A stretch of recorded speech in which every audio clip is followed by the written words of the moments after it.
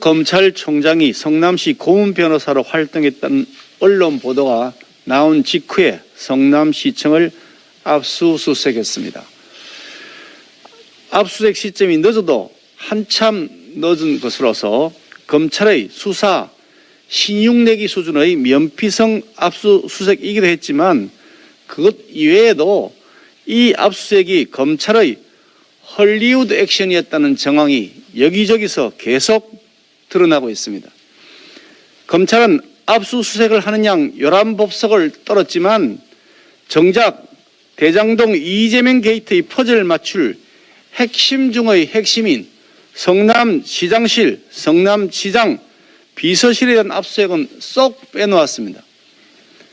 안고 없는 찐빵을 내놓고서 마치 진짜 찐빵인 것처럼 속임수를 쓰는 것과 다름없습니다.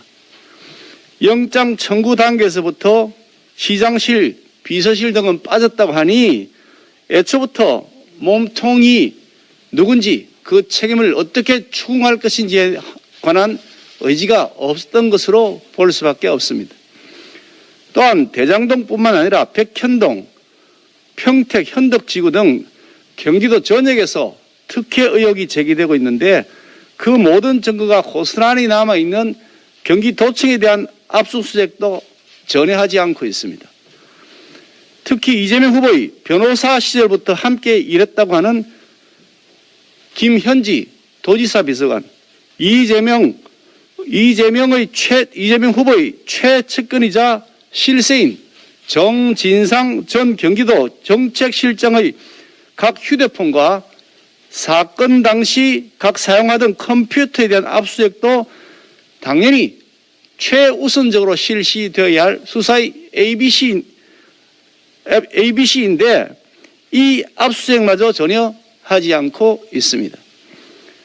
검찰의 늑장 수사로 인해 핵심 증거들이 속속 인멸되었고 또 되고 있을 터인데 대장동 게이트 폭로 이후 이재명 후보 최측근 인사인 경기도의 고위 간부가 성남시 공무원들이 대장동 사업 관련 서류를 열람하지 못하도록 조치를 내렸다는 내부 고발까지 나온 점을 고려해보면 검찰은 어쩌면 제발 그 증거들이 하루빨리 없어지기를 학수고대하고 있는 것이 아닌가 하는 생각이 듭니다.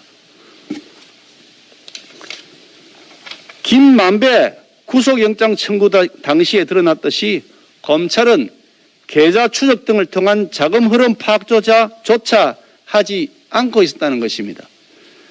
검찰이 수사의 ABC도 지키지 않은 채 대놓고 몸통인 그분을 비호하면서 이 비리게이트의 몸통을 수사하기는커녕 도리어 그들이 완전 범죄를 저지를 수 있도록 도와주고 있는 것으로 보지 않을 수가 없습니다. 그래서 검찰 수사가 진행되면 될수록 검찰의 속임수가 더 명확하게 드러나면서 국민들의 특검 도입 요구가 더 강해지고 있는 것입니다.